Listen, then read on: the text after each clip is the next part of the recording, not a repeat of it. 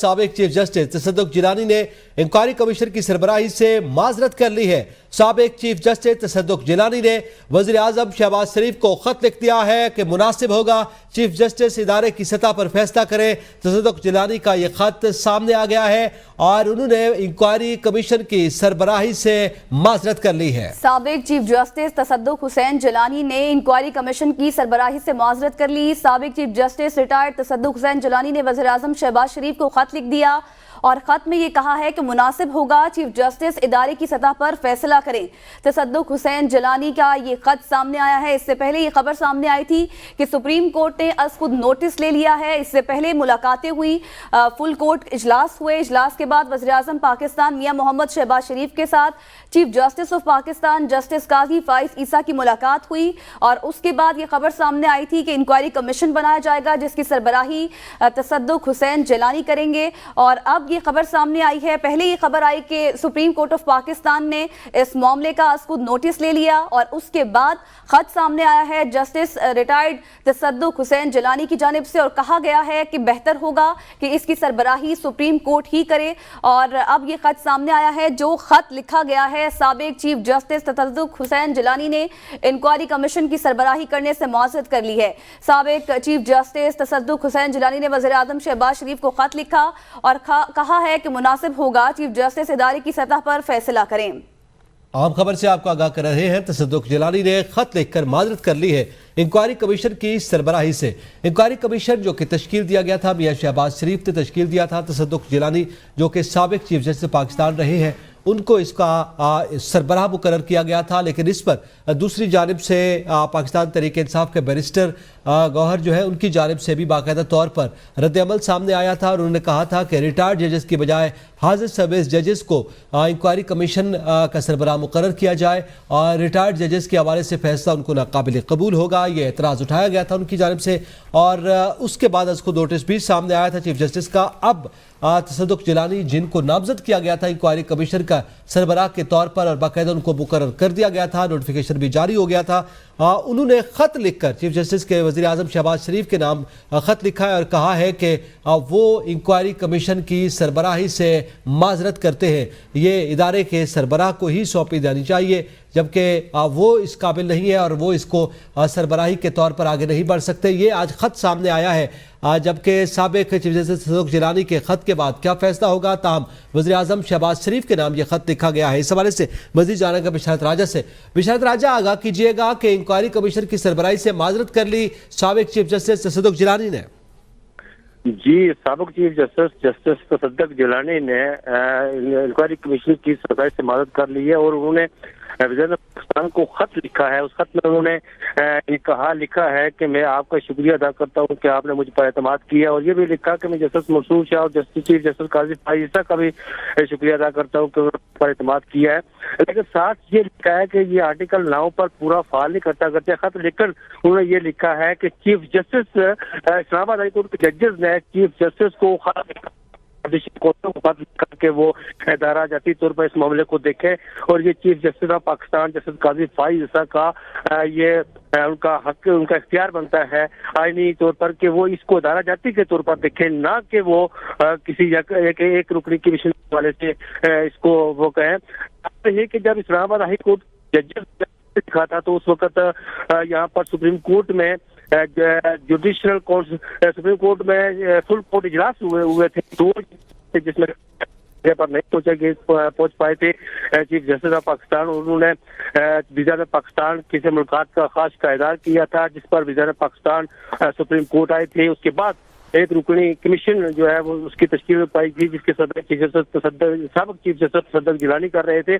لیکن اس کے بعد تمام ملک بھر کی بار کونسلز نے اس پر شدید تفصیلات کا اظہار کیا تھا۔ اگر گو کہ سپریم کورٹ بار ایسوسیشن اور پاکستان بار کونسل نے اسے کرا دیا تھا اسے ایک رکنی جو کمیشن انکوائری کمیشن بنایا گیا تھا، لیکن کل جو 300 وکلاء نے خط لکھا تھا چیف جسٹس پاکستان کو، ان 300 وکلاء میں سابق چیف جسٹس تصدق جیلانی کا بیٹا بھی شامل تھا جنہوں نے خط لکھا تھا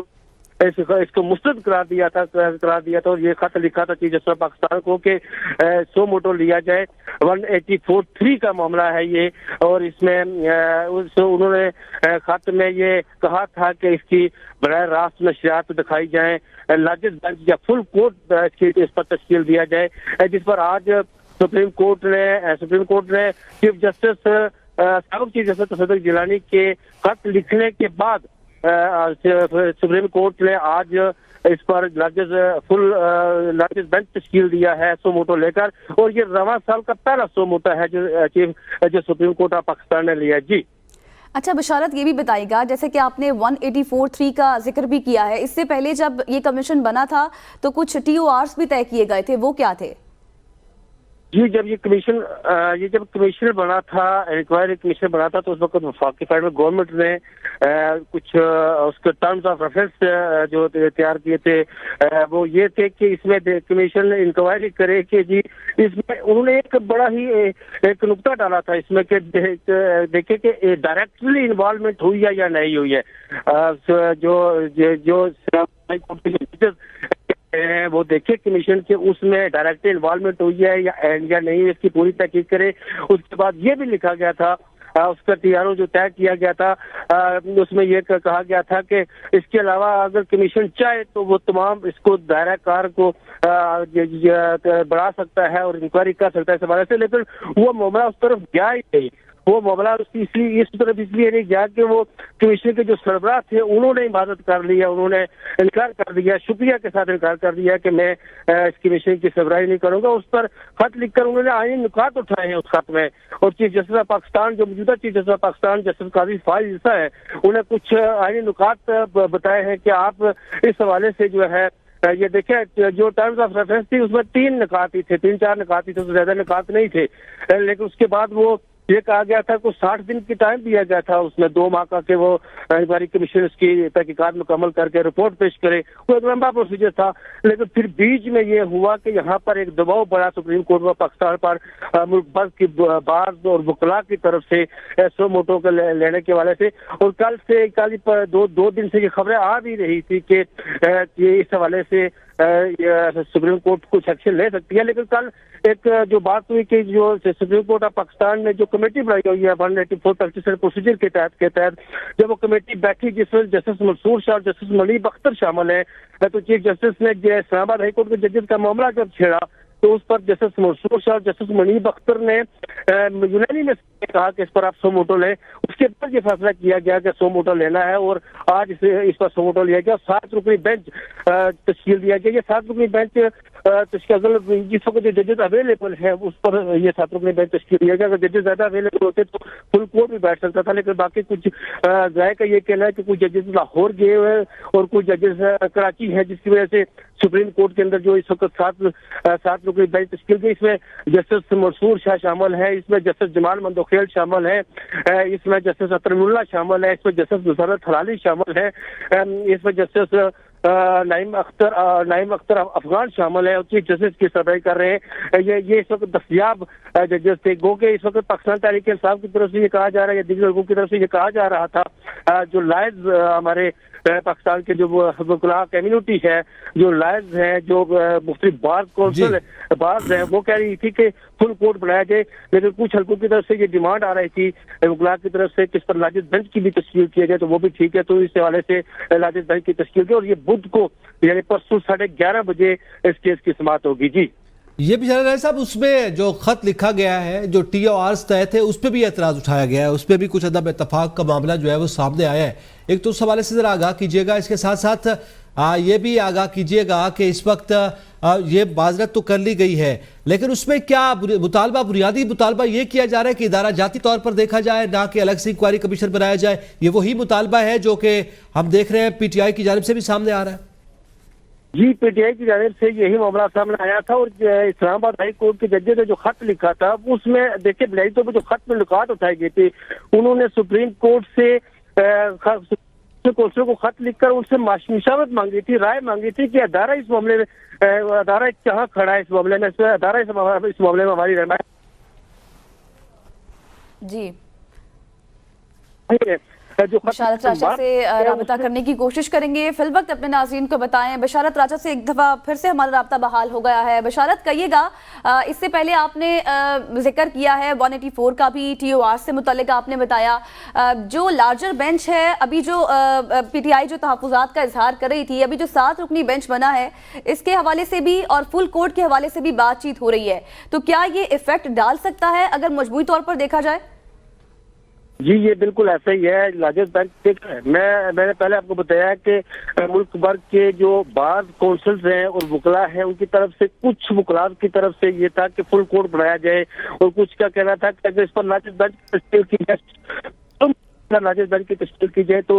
वो भी बेहतर है। तो आज ये पाकिस्तान तहरीक इंसाफ की तरफ से कहा जा रहा है कि पिक एंड चूज का मामला ना हो, उस पर फुल कोर्ट की तश्कील की जाए। लेकिन हमारे राय का कहना ये था कि सुप्रीम कोर्ट के अंदर जो इस वक्त अवेलेबल जजेस हैं उन्हीं को जी बशारत राजा साहब साथ रहिएगा, आपसे मजीद भी इस पे बात करते हैं। तज्जियाकार है, सहाफ़ी है, साराना हमारे साथ मौजूद है। जी साराना साहब फरमाइएगा, आज ये बड़ी अहम डेवलपमेंट हो गई है कि जिस इंक्वायरी कमीशन पर PTI भी एतराज़ कर रही थी, लेकिन हुकूमत की जानिब से वो बना दिया गया था और उसकी सरबराही भी जिलानी साहब को दी थी, आज उन्हें खुद खत लिखकर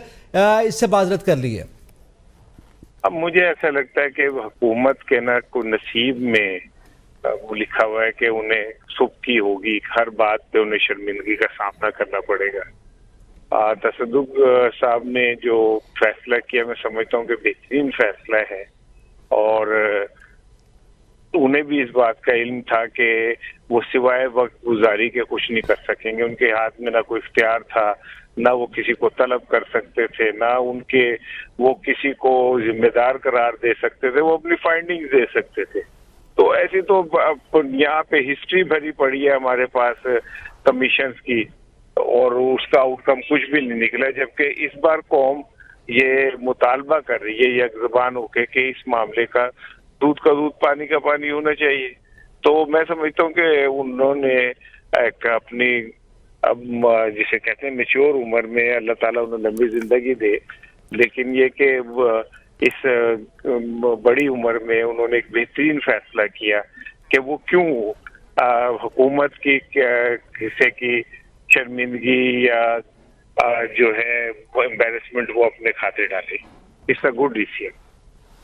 सही। एसआर साहब ये भी कहिएगा कि जब सुप्रीम कोर्ट का इजलास हुआ तब ये बात सामने आई कि 209 का केस नहीं बनता,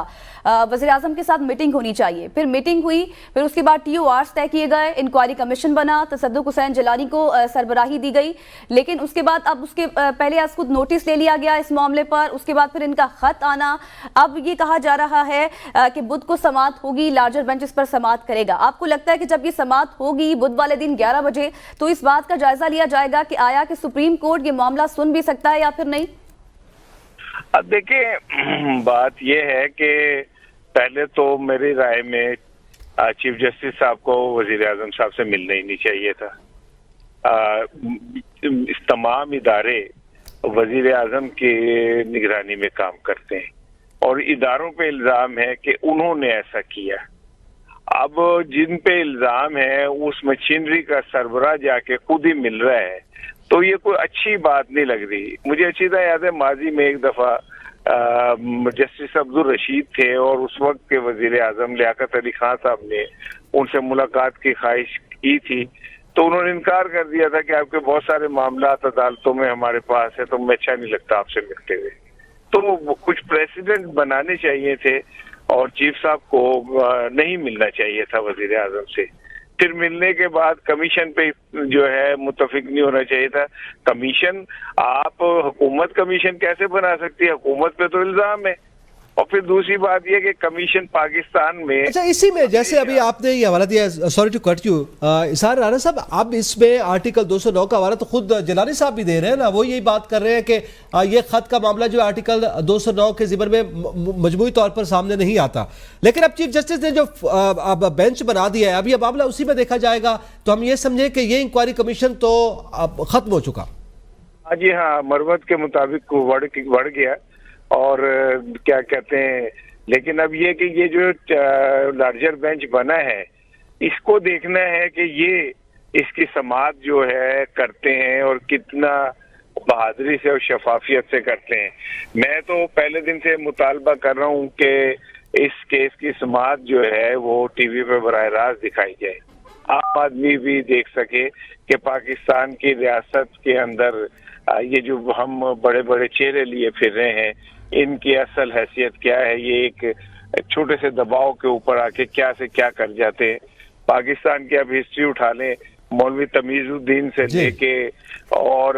आज तक आपको यही नजर आएगा कि जुडिशरी ने हमेशा प्रेशर को कबूल किया और उस वक्त के हाकिम के आगे सर झुकाया और उसे नज़िर जरूरत के तहत ग्रीन चिट दी, ग्रीन चिट मिली। और अब जाहिर है उसकी सूरत हाल जो है वो जैसे आपने कहा शरीफ अफजल बरवत का जुमला दोहराया है तो सूरत हाल वही हो गई है। बहुत शुक्रिया इसार राना साहब, आपने कीमती वक्त दिया। विजय राजा आपका बहुत शुक्रिया।